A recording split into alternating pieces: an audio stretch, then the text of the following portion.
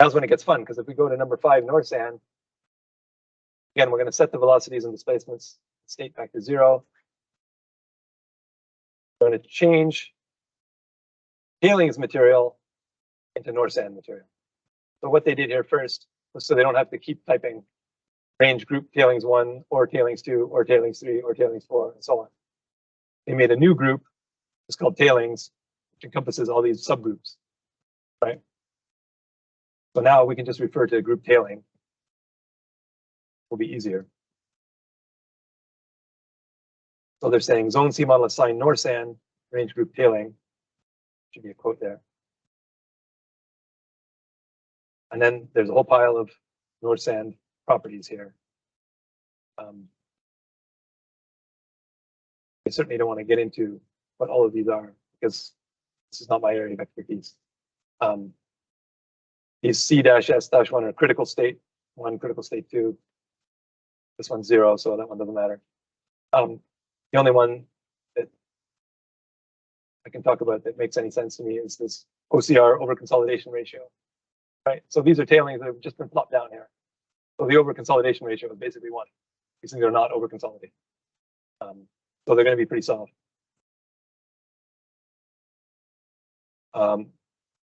Some other parameters here that I actually don't know, but you can look it up.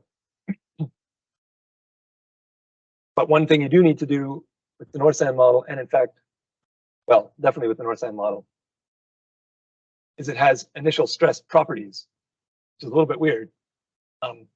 There's a property associated with the zones, which is the initial stress, that uses that to work out things, changing relative to the initial stress. And because all of these different layers have different initial stresses, I mean, if you just had a single blob of material that all had the same stress, it would be easy. You could do it with a command. In this case, all the different layers and different zones are going to have different initial stresses. So you are almost forced to do it with fish here. And what it does is, again, you've seen this before. Oh, this is a slight variation on what you've seen before. In theory, you could just say loop for each ZP in all the zones, loop through all the zones. And if it's North Sand, this is an input here, model name, but you could hard code it. If it's North Sand,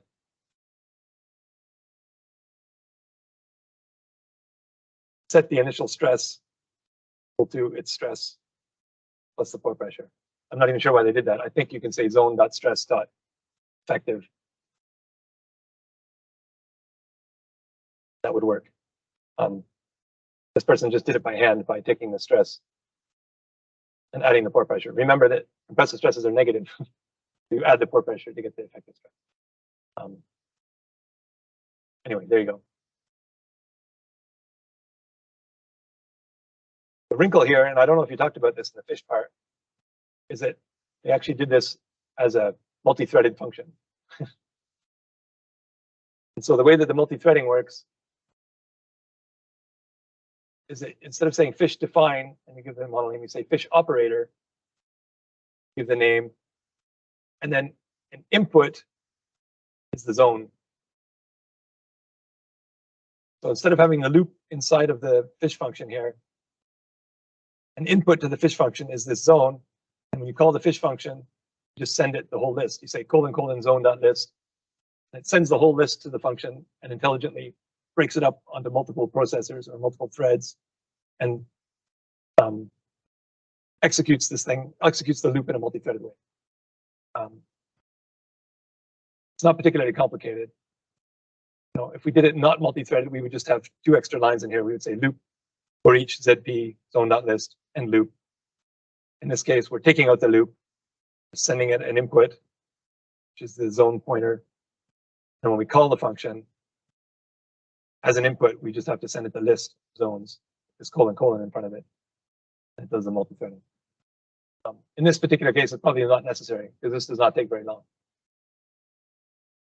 Times when you want to use multi-threading is if you're executing something, for example, every step or every 10 steps, because then you want it to be fast. In this case, who cares? It probably takes 1 second. It's not necessary. Presumably, this person set it up this way just to demonstrate how the multi-threading fish works. Anyway, there you go.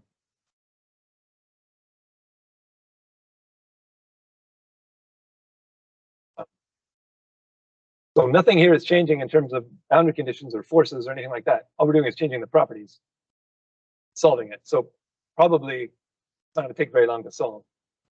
Maybe we can just run this thing.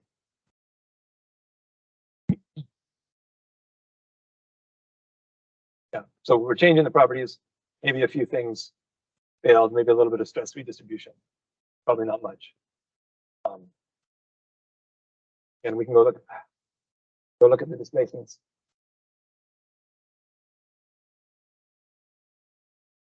Shows you what I know. We did get some displacements here, but they're pretty small. So 0.3 millimeters of displacement. Not a lot. We built this whole thing up, we ran the fluid flow analysis, and then we set the displacement back to 0. So this displacement that we're seeing here is purely the result of changing this into North sand material, right? So we're not altering it in any other way. So we would expect very small displacements here. For fun, we can go and look at the state. If we go to model, hide these vectors. Zone group under label, I can change it to state. Have a look at what happened.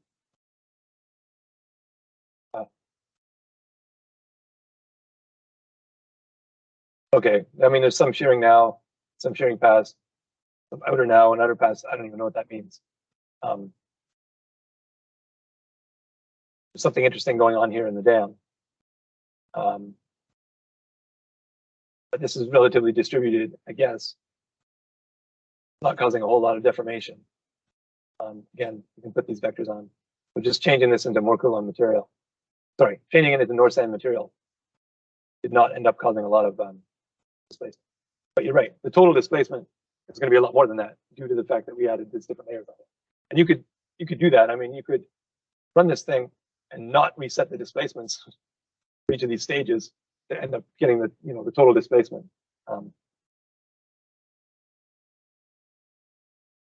That was of interest. Okay, we're almost done here. So number 6, so we've set up the whole model. It's just sitting there happily. Now we're going to do this.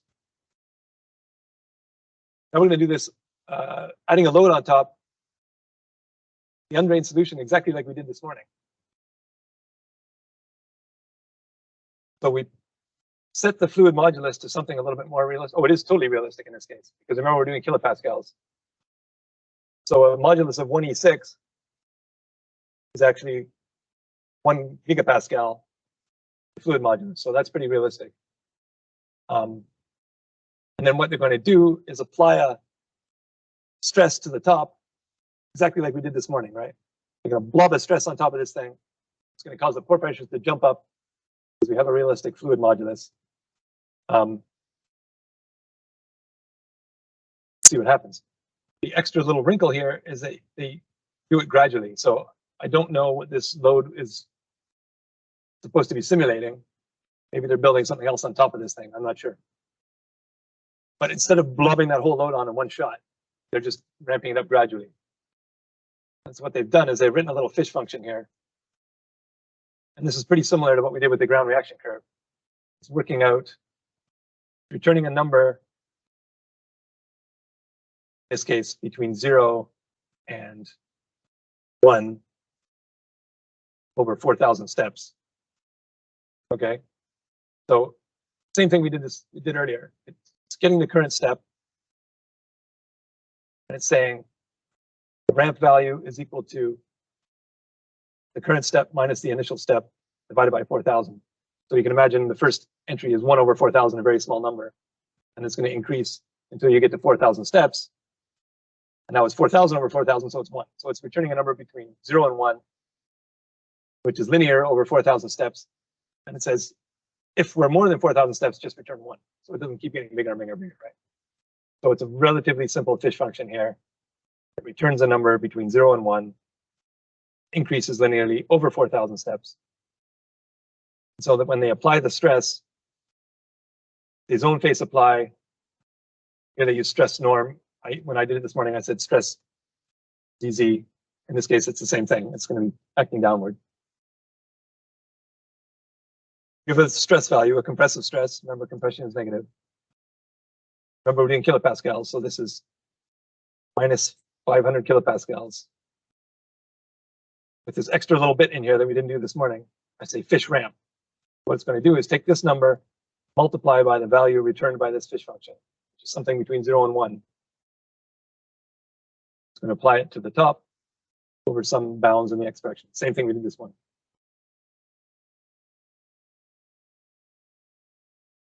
I'm removing the pore pressure apply condition on the left-hand side. It's probably realistic because we're going to plot this load on top, and it's probably going to cause the pore pressures to jump up.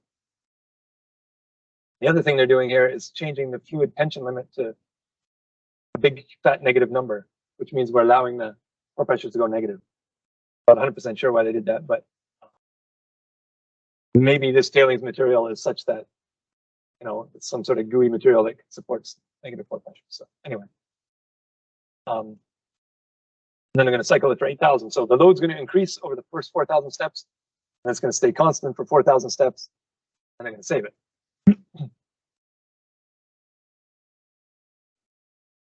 A couple minutes maybe. But you can watch it go. So you can look at the pore pressure plot.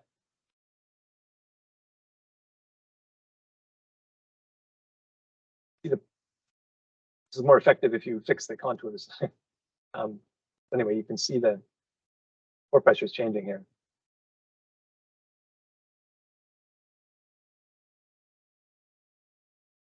See again, remember, just as a review, if you want to plot the load on here, you can go to the plus, go to vectors, change it to applied force, check the box for point to base. Now you can see the load being applied to the top here.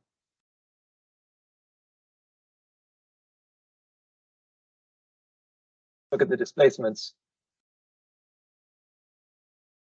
This is starting to look kind of catastrophic. We've got 2.5 meters of displacement.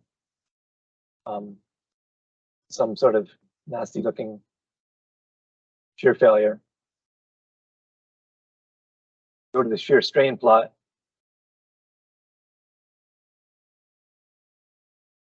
This is just maximum shear strain. So you can see this kind of nasty shearing of the material here. Presumably you could run this longer and see what happens. Give it another 4,000 just for fun. Look at that, you even get these secondary shear failures down here, which is kind of fun.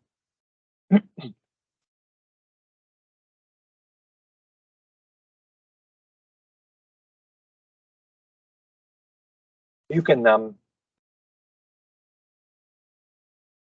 get a fairly rich set of behaviors with this Norsand model. They recommend that you only use it for these static type problems.